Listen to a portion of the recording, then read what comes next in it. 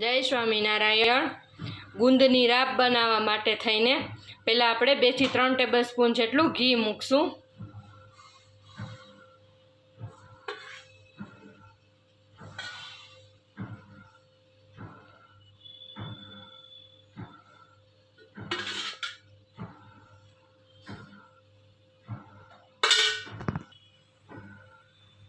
ઘી ગરમ મૂક્યું છે ધીમા ગેસે। આ ગરમ થઈ જાય એટલે એમાં આપણે ગુંદ તળી લેશું।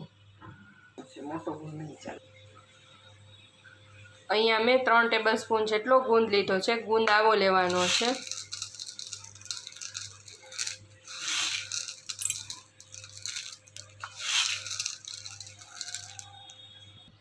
હવે આ ઘી ગરમ થઈ ગયું છે, એમાં થોડોક ગુંદ નાખી અને તળી લેશું। થોડોક નાખતું જવાનું।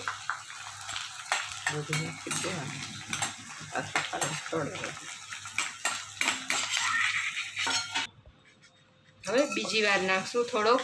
અહીંયા મેં 3 ટેબલ સ્પૂન જેટલું ગુંદ લીધો છે।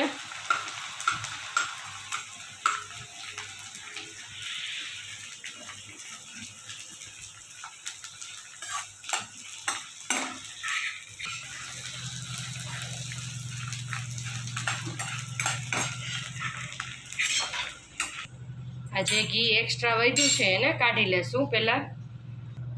હવે આપણે આમાંથી ઘી બધું કાઢી લીધું છે। આ ગુંદને નાખી દઈએ અને એની અંદર આ 2 કપ જેટલું દૂધ એડ કરી દઈશું ફટાફટ। 1 કપ નાખ્યું, બીજો કપ હવે એડ કરશું। ગેસ ધીમો જ છે, ફાસ્ટ નથી કરવાનો હમણાં।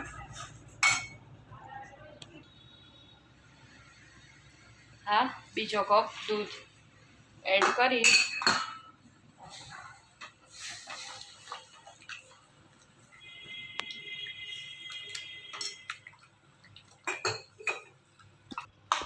હવે આને ઉકાળી લેશું। આ ઉકળે પછી આમાં ખાંડ એડ કરવાની છે। આને 2 થી 3 મિનિટ ઉકાળી લેશું।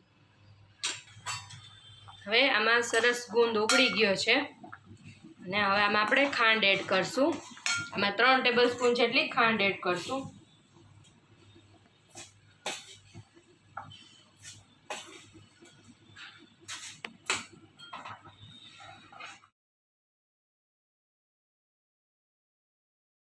એમાં મીઠાશ છે એ ખાંડની એ વધારે ઓછી કરી શકો છો। ઘણાને ગળ્યું ભાવતું હોય છે, ઘણાને ઓછું ગળ્યું ભાવતું હોય છે, તો એ પ્રમાણે વધારે ઓછી ખાંડ કરી શકાય।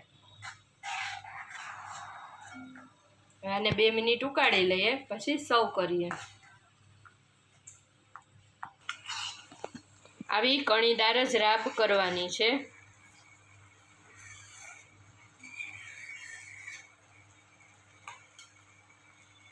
સરસ થઈ ગઈ છે। હવે એને સર્વિંગ બાઉલમાં કાઢી લઈએ।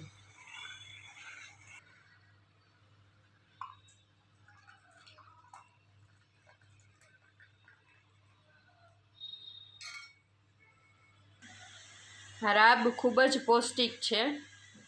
તો તૈયાર છે રાબ ગુંદની।